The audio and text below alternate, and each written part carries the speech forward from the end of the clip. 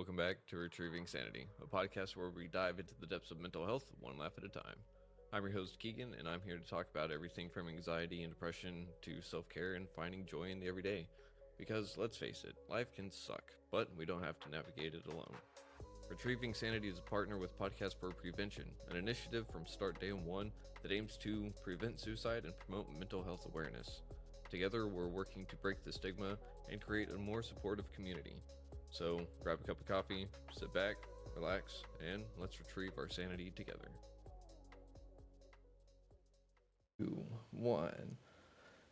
And today we have a very special guest, and his name is Angelo Valenti, psychologist, consultant, coach, and author of the book, You're Making This Way Too Hard. Find Your Easy Way to Enjoy Life.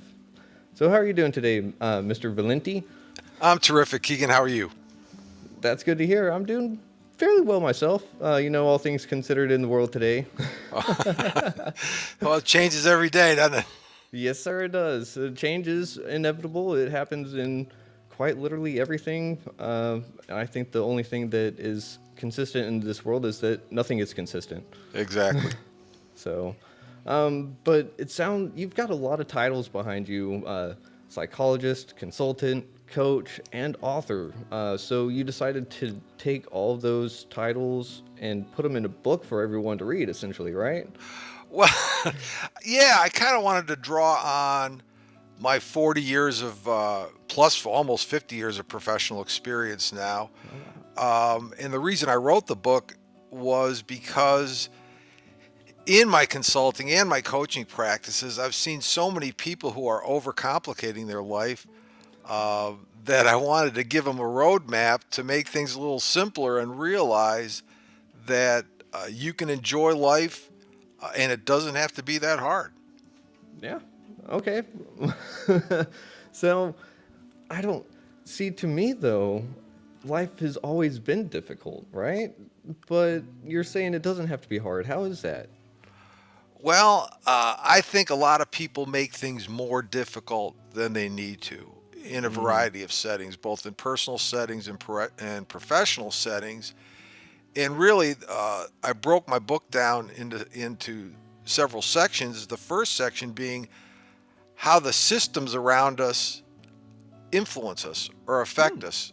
And there are yeah. so many systems that that do surround us that it's sometimes hard to realize how much they do impact it. When you think about the communication systems, the education systems, the work, governmental systems, and Hmm. all those are broken down into several subsystems. And there's really no time Mm, during our day when one or more of those systems isn't impacting us. yeah. So I really give people four choices. Hmm. One is to fight the system. Hmm. One is to uh, try to make the system better. Mm, I like that. One is to ignore the system. And the fourth Mm. is to figure out a way to make the system work for you. Ooh, I like that. Yeah, I like it too. But I don't think that many people recognize that that's an option. If you Mm. can find, and what you have to do is find out what the intricacies of the system is. What is that system trying to accomplish? Okay. And Huh. it's often not what you think they're trying to accomplish. Uh, but if you can figure out a way, and I use an example Mm. in my book of when I was in graduate school. Um, when I got into graduate school, my goal was to get out of graduate school as quickly as possible with a PhD, and I set the goal for 4 years, Hmm. which nobody in that department had ever done it in 4 years before. And the Oh wow. first thing I realized when I got to graduate school is I was the dumbest person in my class. Oh I no. wasn't dumb, but I got into graduate school after all. But I was Hmm. not as brilliant as some of my fellow students. Hmm. But there are a few things I figured out very quickly about that particular system within that department of that graduate school at the University of Georgia. Hmm. And one of the first things I figured out was that professors do not like to be argued with. So, so Yeah. once I, Yeah. and it only took one or two classes for me to figure that out. So, so I realized so I decided, well, I could either try to display my brilliance and argue with the professor, Mm-hmm. and I noticed that some of my other fellow students did that, and it didn't end well for them. They ended Mm-hmm. up having a lot more work to do, and the Yeah. professors kind of looked at them more cynically or skeptically than me. I just kept my mouth shut and nodded my head and took good notes and did well on Mm-hmm. the tests. And I kind of breezed through my classes. Mm-hmm. The second thing I realized is that all of the professors in the department had to publish Hmm. in order. It was a big university, University of Uh-huh. Georgia, so they had expectations to publish research papers. Uh-huh. So when it came time for me to do my master's thesis, back then we had to do a thesis and a dissertation, two research projects. I think you only have to do one now. Mm-hmm. Uh, so I had a choice. I could either try to come up with something myself or ask one of the professors what he was interested in. Hmm. So one of the professors hadn't published anything in a while, Mm-hmm. and I figured if he had something that might be interesting, I could do my research project on that, my thesis on that, and Mm-hmm. he'd help me come up with some ideas. So we came up with a great idea. I did the research Mm-hmm. using college sophomores who will do almost anything for extra credit, and, Yeah. and lo and behold, I got a good result from my thesis, and the thing got published. Oh wow. And yes, I wasn't even out of graduate school yet, and I had a paper published. And since it was my research, I was the lead author. Although, to be honest, the professor did a lot of the writing because I had no idea how to write a journal article. Yeah. Uh, right? Those are difficult. Yeah, Yeah. I'd never done it before. Mm-hmm. Um, so when it came time to do my dissertation, Mm-hmm. I figured, heck, it worked once. Let's see if it'll work again. And I asked, I asked a different professor what he was working on, and I said, "Is there any aspect of your research?" Because he was prolific. He'd written Mm-hmm. hundreds of journal articles, so I knew that Oh wow. the lure of a journal article wasn't going to work on him. So I had to try Uh-huh. a different approach. So I figured, is there some aspect of your research that you haven't investigated yet? And he Hmm. said, yeah, well, I kind of been thinking about this. I said, well, do you think that'd be a good dissertation topic? Mm-hmm. And he said, yeah, I think it'd be terrific. So we designed an experiment. And again, I did all the background research and I ran the Mm-hmm. study, again, using college sophomores. Um, and psychology is the systematic study of the college sophomore and the white rat. Um, That's a so, good one. uh, That's a good one. yeah. Um, so I did the study, and son of a gun, it got published again. Oh wow. That's awesome. So I had two journal articles published, and when it came time for me to defend my dissertation, which is the last thing you have to do before your newly minted PhD, Mm-hmm. who was on the committee but Oh no. the professor who I Oh did his no. research on his theory. So Oh, that's. when a tough question came up from one of the other professors about my research, Mm-hmm. before I had a chance to answer, he jumped in and answered for me because he was going to defend his own theory because it was his theory. Mm-hmm. And so I breezed through, I breezed through that and got out in 4 years. Wow. Yeah. That is cool. Um, so then my next challenge was I got to find a job. This is Mm-hmm. 1975, and Mm-hmm. my goal was to be a college professor. Mm-hmm. So I started applying for teaching jobs and found Mm-hmm. one at Oklahoma City University. Oh, okay. So I moved from Georgia to Oklahoma City, which Yeah. is a northern suburb of Texas, where you're living, Yes, and, sir. and started teaching psychology there, Oh wow. which I loved. I loved teaching. Mm-hmm. Um, and after a year there, the dean of the College of Arts and Sciences asked me if I'd like to be the chairman of the Department of Psychology, Wow. which came out of left field because the guy that hired me Mm-hmm. was the chairman of the Department of Psychology. And Really? I said, we already have a chairman. And the dean said, yeah, but nobody really likes working with him, and we'd rather have you do it. So Oh I said, boy. okay, is there more pay involved in this? And he said, Mm. no. I said, what? So what is it? Well, it's more Yeah. responsibility. You have to be on all these committee meetings and things. But the benefit Mm. is you get to make out your own schedule and everybody else's teaching schedule. Ooh, that So is. that's it. And that's pretty big because Mm-hmm. you're only teaching 8 hours a week. Mm-hmm. Wow. Yeah. Four classes, 2 hours, Mm-hmm. Mondays and Thursdays or Tuesdays and Fridays or whatever. Yeah. So I made out the premium schedule for myself. I was young and naive and selfish, I Oh. guess. But, but but what it allowed me to do when you're teaching, a lot of people don't know this. You have a lot of time on your hands, and this was a small school, so there wasn't that research requirement. Ah.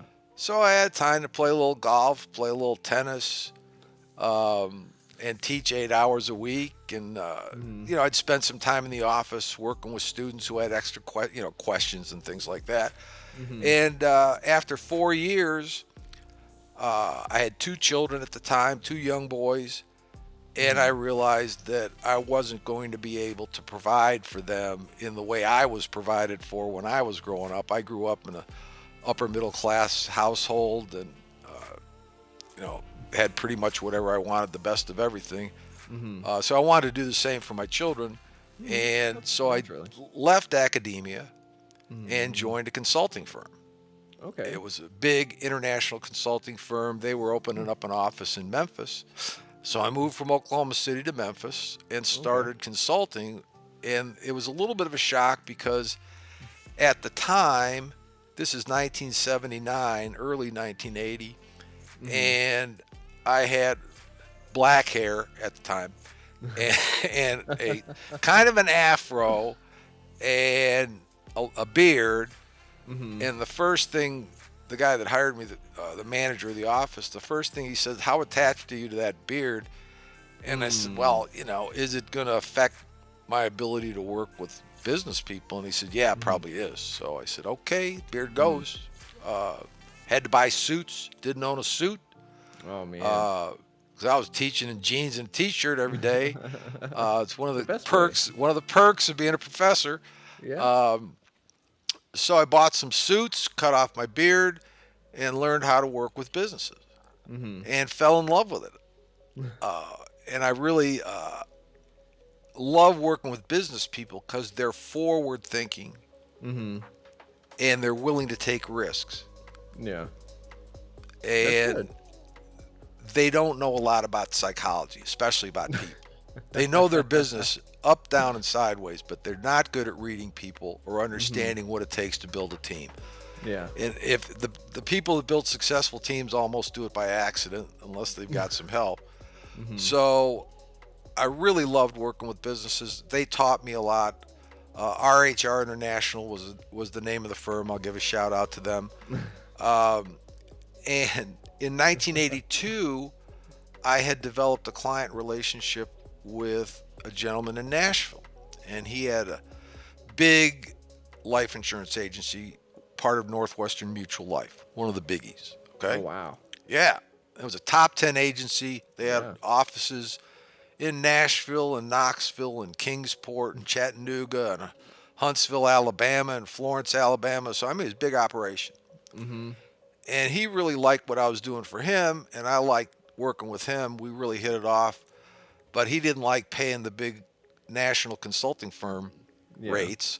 Go So he figure. asked me would I be interested in moving to Nashville and setting up my own shop. And he said, I'll help you. I'll make it easy for you.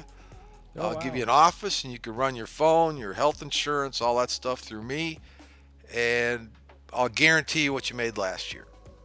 Oh wow. That's So awesome. yeah, I'm 33 years old, and I said, well, that's the typical godfather made me an offer I couldn't refuse, Uh-huh. so I took it. Moved to Nashville Mm-hmm. and started my consulting career. There's come my own consulting business, I should say, Uh-huh. and have been doing it ever since. Be 43 years come June 1st, Wow. and have loved every minute of it. I've got great clients. I have clients that I've worked with for many, many years, and some new clients thrown in too, which is always fun. Learn about new industries and new businesses, Mm-hmm. and it really led me to the point where I've always been too, quote unquote, too busy to write a book, but Uh, I had some time, and this book has been bouncing around in my head for a few years, so I decided I was just going to go ahead and write it. there you go. So that's the quick and dirty of how I got to where I am today. Oh boy, that is quite an adventure. And Yes, talk that. I mean, first of all, congratulations on completing your degree and everything within the first 4 years. It was correct. correct. Wow, that's impressive. And I've also got to say that kind of luck having the professor up on the board while you're defending the dissertation. That kind of feels like that would have been my luck. Like, of course he would be up there too. Like, Right. how did you feel in that moment? Because I don't know exactly what emotion it would have been. It would have been a couple of them. And how did you feel whenever he was defending for you? I guess is the better option. Keeping in mind that Mm-hmm. my goal was to get the PhD, Uh huh. You didn't and really. I didn't do anything illegal, immoral, or unethical, Mm-hmm. or fattening. So um, I was relieved because I'd never been through that before. I didn't know what it Mm-hmm. was. What does defending your dissertation mean? I didn't know. Oh, yeah. So, and I was pretty well prepared. I could answer 90% of the questions, but every once Mm-hmm. in a while, when they'd throw me a curveball, I had somebody to help me out with it a little bit. That's always nice to have support like that, Oh, sure. especially whenever you don't like expect it to be there, you know. And it sounds like you've had a lot of support through the years, and that's awesome. Um, I have. I've been very fortunate.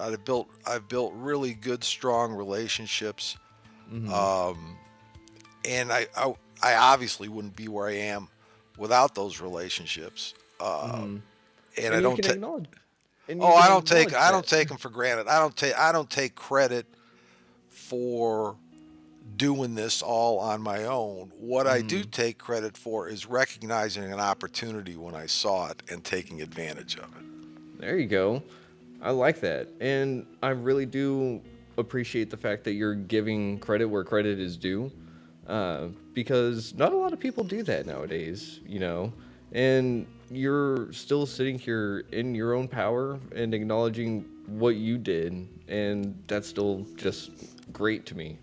Well, well, thank you. Uh, whatever ego I had at one point in my life has experience has kind of beaten the ego out of out of me, and I'm just very grateful hmm for the life that I've had up to now, and looking forward to the next 20 years. That's awesome. Um, but you did say a word in there that trips up a lot of people every now and again, and that's ego. Right. So, ego is one of those things that everyone has one, right? Oh, absolutely. Whether people like to say they killed it or not, everyone has one. But some people don't really understand what ego is because ego is self, right? Right. Right.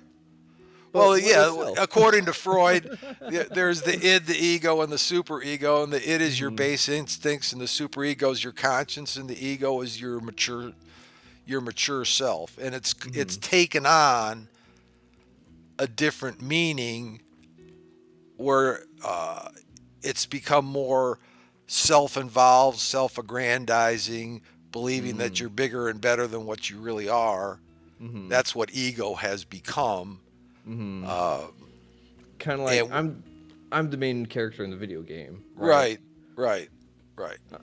And if you can recognize your self-worth, I don't like to use the word self-esteem at all, Okay. uh, because if you feel good about yourself without ever having done anything, what good is that? So self-worth is where you recognize your value and the contribution that you make to the people around you or to your work or to whatever it might be. So I don't use the word self-esteem at all. Uh, but if you can recognize your worth without it going to your head and believing that you're bigger and better and more than what you really are, I Mm-hmm. think you have a chance to be a real centered, happy, and successful individual, Mm-hmm. successful in the game of life. In the game of life. And how does someone get to that point though? Because isn't the point of living, or at least in today's society, to be better than everyone else, right? I don't know if that's the point or not. I hope it's not the point. I hope it's not either, because if it is, I missed a memo. Well, I think the point of life is to be the best version of yourself that you can be Mm, I like and that. enjoy the journey along the way, Mm-hmm. because it's very unlikely that you're going to be the best in the world at Mm, anything, right? yeah. I mean, there was an old saying on the Wild West that there's always a faster gun. Yeah. Mm-hmm. So if you can just work on being a little bit better than you were yesterday, Mm, a little bit happier than you were yesterday, a little healthier than you were yesterday, a little smarter than you were yesterday, I think that's a recipe for enjoying your life. yeah. It sure sounds like it. And it sounds like ego can be the cause of what makes us get everything so overcomplicated. Do you Oh, think so? absolutely. Right. Well, one of the I think one of the things that drives people's egos these days is social media. Oh, yeah. I mean, Oh, they yeah. they judge their whole life by how many likes did I get? How many new Mm-hmm. followers do I have? Mm-hmm. How many videos can I make? And other people start comparing themselves to what they see on social media Mm-hmm. without realizing that what you see on social media is exactly what the other person wants you to see on social media. You don't know how many takes it took. You don't know how many filters were applied to that video or picture or whatever it might be. Mm-hmm. And you're seeing the highlight reel of somebody else while Mm-hmm. you've got the blooper reel of your own life spinning around in your brain. So you can't compare that. So Yeah. that ends up making people feel miserable Mm-hmm. because they don't measure up to some artificial, scripted, edited, fake presentation on social media. Yeah.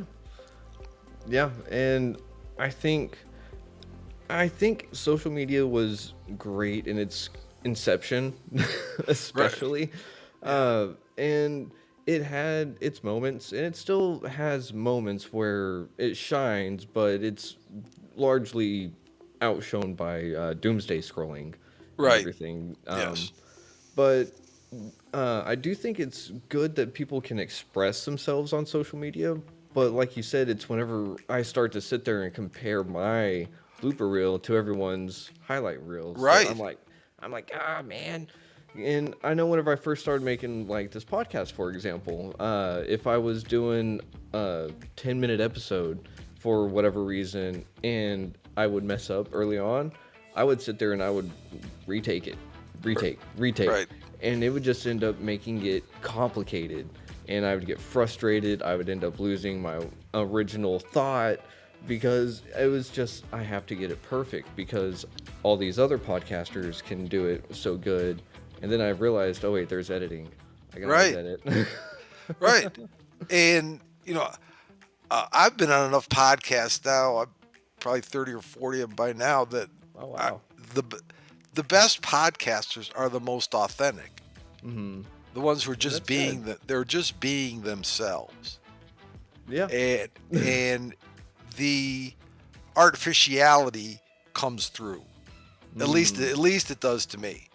Oh yeah, because you're a psychologist. You can tell whenever people are sitting there and they're more robotic. They're, um, waiting for a cue of Right, some right. sorts, I guess. How do you tell if someone is artificial, quote unquote, or trying to make something scripted? Well, their questions sound canned. Oh yeah, that's a good one. Uh, and the follow up question, they don't ask good follow up questions Mm. because the follow up question might be taking them in a direction that they weren't planning on going. So they have Uh, to think of the question off the top of their head. And it's not as good a question because they didn't have time to think about it. I can admit I've been there, Oh, sure, but everybody gets there every once yeah, in a while, sure. but I do love chasing rabbits because we don't know where they'll necessarily end up. Um, and I think that that's part of life too, and it's also part of trying to find the easier route, right? Because the easy route isn't always the one right in front of us, is it? Oh, no, no, it's not. Eh, but what somebody told me one time that so many people, when their ship comes in, they're waiting at the airport. Hmm. Ah. So they, right? So what I mentioned earlier was one of the things that I'll give myself credit for is recognizing when an opportunity had presented itself Mm-hmm. and taking the risk Mm-hmm. to pursue that opportunity. I mean, I started my consulting practice in 1982 in Mm-hmm. the middle of a recession in a Yeah. new city where I knew one person. Oh boy. And That's crazy. I had a lot more people telling me I was stupid than there were people telling me go for it. Mm. Yeah. But there's always going to be people to tell Mm-hmm. you don't do it. It's stupid. It's not going to work. Why are you doing that? I'm sure when you started your podcast, there were people going, "What do you want to Mm-hmm. do a podcast for?" Right? Yeah. Yeah. There, sure. Uh, But uh, you were passionate about it and you were determined to do it, and by God, you did it. yeah. And And here I am. you're having fun doing it. Oh yeah, I love this. Sure. Uh, And do all those people who told you don't start a podcast, do they have a podcast? no, Did they write a book? no, I Did they don't think start so. did they start their own business? Maybe one I or two of them. yeah, maybe Maybe. one or two. Maybe. Yeah, Yeah, maybe. Okay, but it's okay for them to take chances in their life or live their experience, mm-hmm. Yeah, but they don't because want you to do it too. yeah, because it's that I got to be the main character in my story, Right. kind of thing. Yeah. Um, so whenever it comes to people telling you you can't do that, you shouldn't do that, I assume you would first look at your self worth, right? Because that's kind of where a root would be, a rock of sorts. Absolutely. If you know what you're capable of, and Hmm. the only way you're going to know what you're capable of is to move outside of your comfort zone every once in a while. Mm. But Because it, oh, the comfort zone, the problem with the comfort zone is it's comfortable, mm-hmm. right? Yeah, So, exactly. but you're never going to achieve all that you're capable of if you settle for what feels good right now, what feels comfortable. Mm. It's all like exercise, right? Yes. Yeah, if say all right, I'm going to build up my body, right? So Mm-hmm. I'm going to do 5 curls with each arm with 5 pounds on each arm. I mean, it's not going to work. It's easy, Yeah. but you're not going to get the results you want. No. You're going Uh-uh. to get the results you want by pushing yourself. Mm-hmm. And So, go oh, ahead. oh, I was just going to say, how do we know when we push ourselves too far whenever it comes to being uncomfortable, though? Well, that varies from person to person. Some people are Hmm. real comfortable being uncomfortable. So they just keep pushing themselves until, well, you get to a point where you recognize you just can't go any further. Mm. You've pushed your body or your mind or whatever to the limit, or you've Hmm. taken a risk that's gotten to be dangerous. Hmm. I mean, you'll see a lot of addictive behavior where people start Hmm. out. We'll use gambling as an example. Okay. Okay, you can start out just casually betting $10 on a football game, Hmm.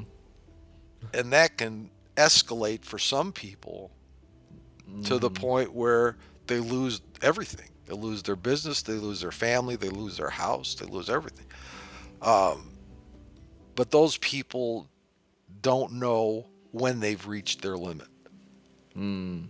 and Yeah. that's basically what an addiction is, Hmm. right? Yeah. Um, and what I caution people is, remember that every person who is currently an alcoholic Hmm. made a decision at one point in their life to take that first drink, Yep. right? Yeah, that's entirely 100% true. Or place that first bet, or Hmm. whatever else they're addicted to. Yep. So there was a choice made there Hmm. that led them down a path. Hmm. And one of the great things that people can do is begin to take responsibility for the Mm. choices that they've made and recognize that they made those choices. Hmm. And sometimes it's painful, but sometimes it's empowering too. Because if you made the choices that can get you into that situation, that got you into that situation, that means that you can make the choices to get yourself out of that situation. Hmm. Yeah, that's entirely true. I actually refer to addiction as a disease of choice. It is. Um, yeah, because like you said, it starts with an addiction. It doesn't start with an addiction; it becomes an addiction. It starts with a choice. I started with the choice of if I wanted to drink on the weekends once a month, and then it slowly evolved into every weekend, and then every day after work, and then every moment I wake up. Right. And but the thing was is that to get out of it, I had to make that choice that I wanted out of it. Right. And so it's also a paradox of a sorts because addiction takes away your choice, but the only way out of it is to say, no, that's mine, give it back. Right. Well, yeah, and it takes a certain amount of inner power and will Hmm. and determination, and it's not Yep, easy. It's it much is not. to get into an addictive situation than it is to get out of an addictive situation, It's because so easy. the addiction takes control over you. Hmm. And you mentioned drinking as being your addiction at one point, Hmm. and I can tell when I'm talking to people, that I kind of know casually, if they schedule their day around No. when they're going to have a drink, they're a drunk. That's just the way it is, right? Yeah. Oh yeah. I I mean, I'm a self-confessed golf addict, Hmm. Yeah. right? At Uh, least you can admit it. yeah, but there's no 12-step program for golf addicts. We just continue to beat the little ball around all the time. But I schedule my week around when I know I'm going to play golf. Hmm. Played this Yeah. morning, as a matter of fact. There you go. Yeah. Um, so that's when you know somebody's addicted. Hmm. Whatever it is they're addicted to is when they're scheduling their day around when they can pursue that addiction. And see, that's a really good indicator that I could ask people, like, hey, do you think you have a problem? Because you're kind of planning everything around this. Yes. And I never really thought about it that way before, but in a room not too long ago, I heard someone mention planning their day around drinking, and I was like, I do remember that. Yep. And at the same time, I also remember I didn't really care about planning because I was just going to have it with me no matter what. Because it got to that point, like Wow. it was bad. Yeah. But the thing is that it really did take that choice to start, but it took a choice to get out, and that choice to start was a slippery slope. And like you said earlier, it's easier to get in it than it is out. Right. But why do you think some people choose to stay in it whenever they realize, oh, well, wait, no, it goes back to the comfort zone? It's because people are comfortable, they're comfortable in their addiction a Well, lot of the time. not only are they comfortable in it, they've built their whole life around it. Yeah, yeah. So you're gonna, if you decide to break from an addiction such Mm-hmm. as alcohol, you're Mm-hmm. probably gonna have to get new friends Yeah. because all your friends drink a lot too. Mm-hmm. And Yeah. you may have to change some of your social activities. And Mm-hmm. you may have to change a lot about the way you live your life Mm-hmm. because you've structured so much of your life around that. Mm-hmm. And that's the hard part because you're venturing into the unknown. You don't know what the new life is going to be like. But what if it's better? Yeah, exactly. Eh, exactly. Yeah. I know that that question got me a couple of times whenever I was in my active addiction. They said, well, what if it was better if you quit? And I kind of sat there and said, well, I don't know. Right. Because I literally didn't know. I couldn't see anything besides where I was at. Um, and do you think that people that don't ever admit having an addiction to something have an addiction to something? Look at their behavior. Ooh. That's all I can tell you. Just look at their Okay. behavior.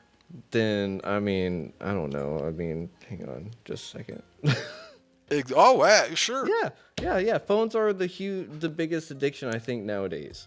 Well, Um, it's you get a dopamine hit, you get immediate gratification, mhm, you get a chance to not deal with the rest of the world for a little while. mhm. All the things that might be bothering you, you can lose yourself in your phone. Yeah. And I It think when you see people in the same room texting one another, oh, that's bad. you've got a serious communication issue going on, Mhm. right? Oh yeah. So I think uh, we're more connected and more isolated at the same time than we've ever been. How do you think we would fix that though? Because doesn't that it would require some form of connection beyond the phone, wouldn't it? Or do you think that there's something that can be utilized through the phone and social media to foster better connections? Well, I think if you use social media, for example, if you use it, I don't want to say appropriately, effectively, let's say. Yeah, I mean, I like here I that. am bashing social media. I'm on TikTok, I'm on X, I'm on Instagram, I'm on Facebook, so Mhm. It's there. it's a way to get me out there a little bit, which is Mhm. was painful for me at first, but I hired a social media manager to help me with it because I'm not good at it. I need to Um, get one of those. but I don't use it to decide what I want to buy. I don't use it to decide what I want to wear. I don't use it to decide, who my friends are going to be. Mhm. I use it more for entertainment. Mm. Uh, I love some of the memes that people put out, even though they really have way too much time on their hands if they're doing this stuff. But I can laugh at it. I can think it's Yeah. terrific. Um, Uh-huh. but so I'm using it as a tool Mhm. instead of as a companion. And Ooh, hurt. That hurt everyone that just heard that. yeah, Uh, well, truth hurts sometimes, right? yeah. A companion. Ooh, I never thought of someone referring to social media as a companion. Well, it is. Yeah. They think they think all the people that follow them on social media are their friends, but they're not their friends. Ooh. Oh It, man. You're just hitting people left and right. I love it. well, you know, if you want to Well, go to my Instagram or Facebook or any of those, if you want to rip me, go ahead because I don't pay any attention to it anyway. see? That's what's great. You're using it the way it's intended to be used. You're just using it. Well, maybe it's just because I'm old and I don't get it, but I don't care. I'm happy with it the way There you the go. way I use it. But that's the thing too, is that you're happy with it the way that you're using it. Yes. And you're not trying to overcomplicate it. You're sitting there, you're saying, this is a tool to communicate with the world. I'm going to do that. Yeah. Yeah. So, whenever it comes to undercomplicating things, what's one of the best ways to kind of go about it? Um, You mean uncomplicating things or no, yeah, undercomplicating? yeah. Let's undercomplicate something. Well, I don't know how you undercomplicate something I'm not unless you want to sure be in a either. coma. Um, because just the fact that you're awake and Hmm. interacting with the world leads to some complications. This is true. It leads to some, things happen that you can't anticipate, and you've got to deal with those. Yeah, You know, yeah. This is true. if you've ever had a water heater break in your house and there's water Oof. all over everywhere, that's something you weren't planning on when you woke up that morning, but Yeah, no. you got to deal with that. So True, true, true. I think the key is to control what you can control. Control what you can control. And in my book, I have a section about control. I have a chapter about control. And what I mentioned is that people either have an internal locus of control or an external locus of control. Okay. If they have an internal locus of control, they believe that they control the events in their life. They make the Mm. decisions, they make the choices, they take the directions that get them where they want to go. If you have Mm-hmm. an external locus of control, you Mm-hmm. believe that luck, fate, other people, outside forces, Ah. karma control your life. Okay. And the line in my book is in life, you're either the puppet or the puppeteer. Mm-hmm. If you believe outside forces control your life, you're the puppet. If you believe you control your life, you're the puppeteer. Would you rather be the puppeteer or you rather be the puppet? I'd rather be the puppeteer. Sure, everyone would. Yeah. Yeah, but now here's an interesting thought. Is it possible that the two could be the same? Tell me how. I don't know. It's just a question. Like, I'm trying to think. Because time travel doesn't exist that we know of. Not that we Uh, know of. Right. and so that rules out basically all of them, as far as I can tell. Yeah.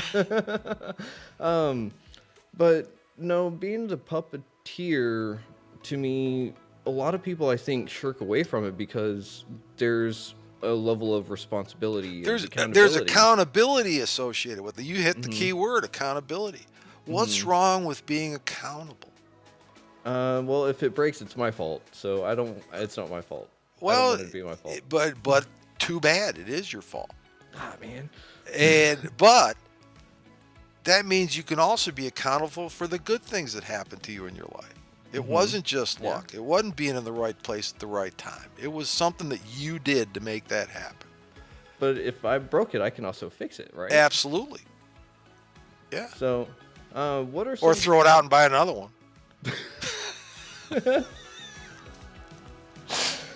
I mean, some people, I think, literally will take something out of a box, use it once, and then go buy something brand new again. Yeah.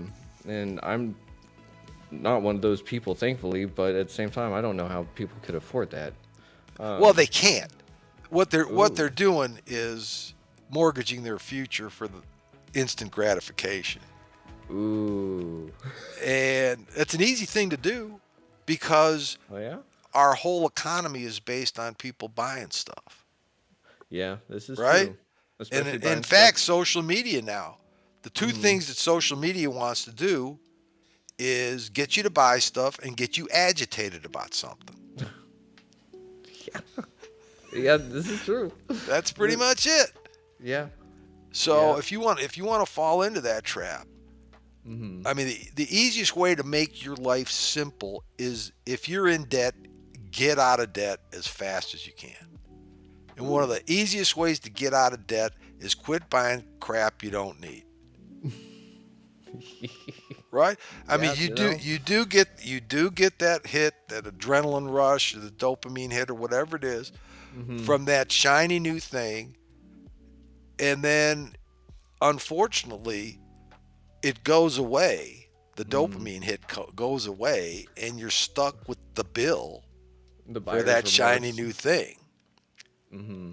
And one of the questions I like to ask people is, I want you to think back 10 years to something that you really wanted to have that was expensive and you bought it for yourself. A lot of people can't even think of anything they bought for themselves that was expensive 10 years ago. And if they can think of it, they probably don't even have it anymore. But Yeah. I want you to think back 10 years to a trip you took with somebody who meant a lot to you, a vacation somewhere. Maybe you went to Italy. Maybe you went to Mexico. Maybe you went to Canada. Maybe you went to Vegas, wherever it might be. A Mm-hmm. trip you took 10 years ago. You Mm-hmm. still have memories from that trip Uh-huh. that are often vivid. You can remember. You can Oh remember yeah, where yeah. you ate. You can remember what you did. Uh-huh. And that trip was probably less expensive, but more meaningful than Mm-hmm. that shiny object you bought 10 years ago. Mm. So I think if you want to spend your money, spend it on experiences. Don't spend it on stuff. Mm. I like that. That's really powerful because I was really trying to think of something that was expensive that I bought 10 years ago and I was like and then I was like, "Oh, I didn't buy it." But and then you said or and I was like, "Oh, well, did he nailed it right on the head." Yep, And then whenever you were talking about the experience, instantly I got memories from absolutely. and it's crazy because I didn't even have to think hard on it. No, It you was didn't. just there. It Right, was just there. right. Because that's embedded in you. Mm. I mean, when you have those experiences, all of your senses are Hmm. involved in that experience, Yeah. right? Yeah. And when you buy a shiny thing or whatever it is, it No. comes and goes. I mean, Hmm. Yeah. uh, But it's so strong, isn't it? it's strong at the time, Hmm. And that's what gets people hooked on it. right? The Amazon cart, the biggest. Well, it's not really a thief if it's just kind of sitting there waiting for you, is it? Oh, it's not a thief; it's an enabler. Oh, yeah, yeah, that's it. Yeah, Ouch. Man, you've got a lot of those today. I love I it. know. I'm full of it. You're just telling it like it is, though. Yeah. Um, so would the shopper be the codependent? Who'd the codependent be? Yeah, probably. Yeah. Yeah. Um, but let's see. We've got about 15 minutes left or so, and this has been an amazing conversation. So before we get too much further, I just want to say, could I see about getting you on the show again at some point? Because I would love to just see what other rabbits we can chase because this has been just awesome. Oh well, thank you. Yeah, I'm happy to come on anytime. Sweet. Like I uh, said, I'm full of it. now define it. You define it. Oh no, I'm not going there. I'm just joking. But in writing a book, you had to really condense a lot of things, didn't you? Did you have to leave certain aspects out that you feel like may have put in more context that you wish you put in now? No, because what I wanted it to do was be short, Mm-hmm. punchy, Mm. easily readable. It's a 2 hour read. Oh wow. Yeah, it's 100 pages. It's a 2 hour Oh read. yeah. That's easy. And uh, That's a good so I read. tried, if I had a point to make, I tried to make it quickly. Oh, I love that. And because so many, I mean, it's in the self help genre or Mm-hmm. personal development, if you will. And so many of those books are just 300 or 400 pages. They're padded full of fluff, in my opinion, but that's just me. So Yeah. I try to eliminate the fluff as much as possible. Mm-hmm. Although I told a lot of personal stories in the Mm-hmm. book because, when they're my stories, it's my book. Mm-hmm. Um, but I think people can relate to them Mm-hmm. because they've all gone through similar experiences. Mm-hmm.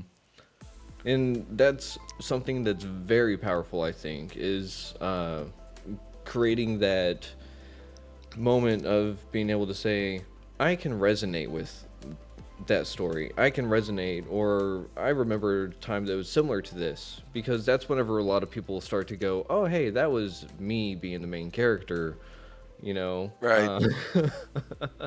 Um, and man, personal stories are just one of those things that I love getting on the show too. So maybe if you got some personal stories, we could get some of those on there too. But I would really like to dig into some of the book. Man, I don't know. Like I said, we just got so many rabbits we can chase. Oh, I sure. love this. Yeah, me too. Um, but real quick, do you have any socials? Well, of course you got socials. We've been talking about socials all night, apparently. Right. What websites would you like people to go to visit you for your consultations and stuff like that? Sure. First thing is my excuse me, my book's available on Amazon, Audible. I went in the studio, did an Audible version of it. Nice. Um, Barnes and Noble, Draft to Digital. It's available on my website, which is angelovalenti.com. Okay. And if you buy it on my website, I have I charge more for an autographed copy, but if you listen to this podcast and want to buy my book off my website, I'll autograph it and I won't charge any extra for it. How's that? Ooh. Um, it's angelovalenti.com. I'm on LinkedIn. Just search my name. I'm on Instagram, Facebook, X. Don't do much on X. TikTok. I make a lot of TikTok videos just where Ooh. I do short versions of the same kind of nonsense that I've been spewing here. It's not Uh, nonsense. It's been making sense. uh, yeah, the people that like it a lot. Um, but it's just me telling stuff that I want to get out there. People want to listen to it. Great. If not, scroll on past. Just swipe up.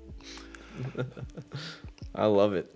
Well, we'll keep all of this in mind for everyone that listened to that. And once a reference, y'all can go to retrievingsanity.com and you'll be able to find his profile.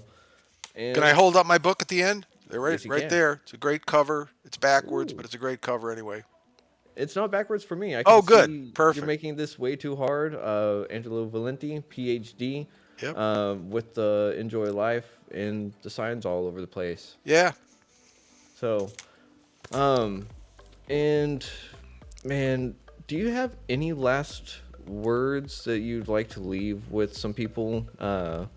Because, I mean, it's not just all about taking the fluff out of things to make it easy and enjoyable, right? It's not just spending money on experiences.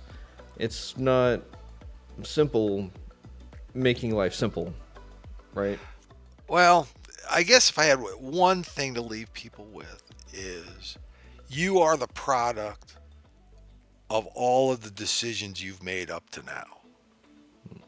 So if you want your life to be better, make better decisions. and you're in control of those decisions. Yeah, I like that. And I think that that could be a good starting point for our next conversation. Sure. Because, you know, if I'm doing so good where I'm at, but I want to do better, but I don't know what to do that is better, what do I do? Right? Yeah, that's a subject for a different day. That'll be Yeah. that'll be our next podcast. All right, that sounds like a good one to me. Um, but I'm trying to think. We got your socials. We got some great content out. We got the live stream going.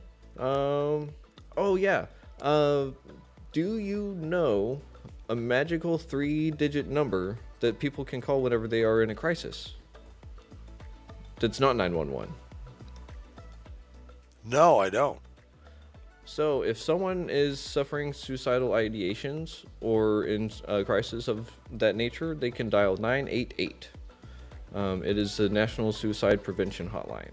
Boy, that's great info. I'm glad you said that. 988. I'll never forget. I'll never forget it. Yep. If we can teach our children how to dial 911, why don't we teach our friends and loved ones how to dial 988? Just Absolutely. Absolutely. So, but again, this has just been a great episode. I loved it. And I'm looking forward to our next conversation whenever we kind of talk about if things are going good and I want it to be better, but I don't know where they're going to get better, what do I do? Somewhere along those lines. I'll refine it. We'll tweak it by the time the episode's ready to air. Yes, sir. That's correct. And for everyone out there, I just want to say thank y'all very much for listening to Retrieving Sanity on Riverside, YouTube, wherever you watch it, or listening to WDJY 99.1 FM. And Angelo, do you got any last words? Go out there and enjoy life. You only get one shot at it, man. Do it right. I love it. Well, everyone, you heard the man. Go out there, do it right. So until we see you next time, y'all have a good one. Schlan. All right. And stop.